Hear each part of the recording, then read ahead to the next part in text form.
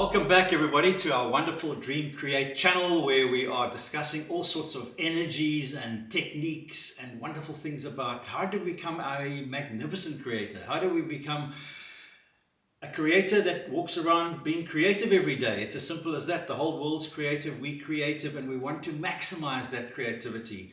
And one of the areas that we're going to discuss today is the energy of keeping the dream alive.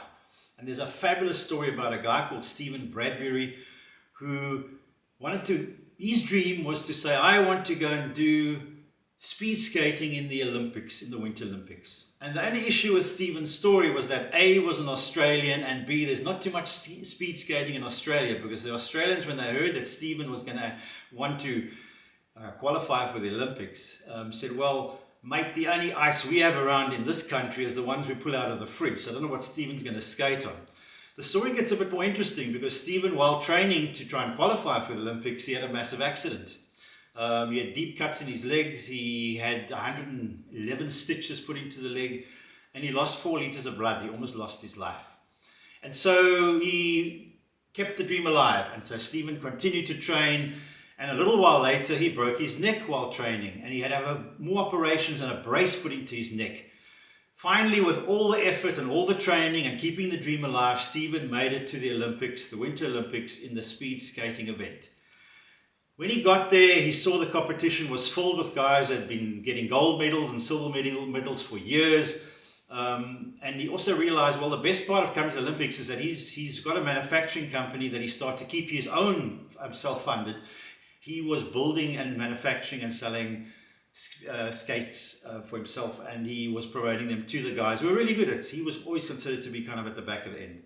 In the quarterfinals, Stephen came about 4th or 5th. He was actually out of the event, but after the event they said to him, oh, somebody's disqualified, you made it into the semi-finals of the event.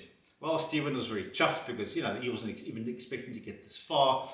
And finally, he got into the semi-finals, and in the semi-finals, he came out of the winning podium again, but actually, somebody was disqualified, and Stephen made it into the final of this event, which is a crazy story, because at this stage, he said, well, he's not going to be really getting very far, because the 4 or 5 guys who he's competing against in the event are all top skaters. They've all won gold and silver medals for their countries.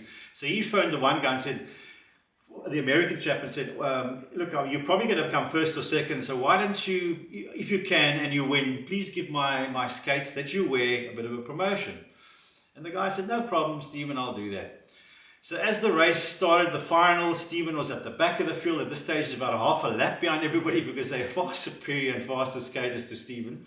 But he just loved the event because he's in the final.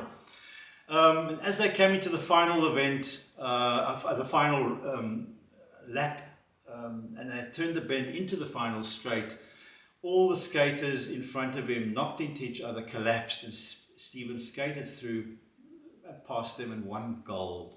The first gold, and I think the only gold medal Australia's ever won. And that story was legend. Somebody said they're going to make a movie about it, which could have been done, but from a guy who literally was always going to be a kind of a 2nd, 3rd, 4th, never going to win anything, particularly coming from Australia. He won gold in the speed skating event at the Olympics.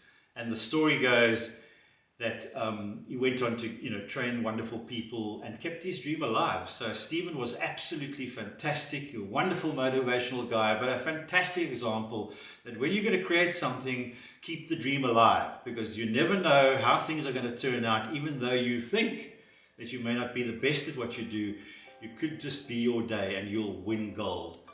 Well done to Stephen, and wishing you, all the guys, that today go out and create gold for yourself and keep Stephen's story in the back of your mind. He's a legend. Thank you very much.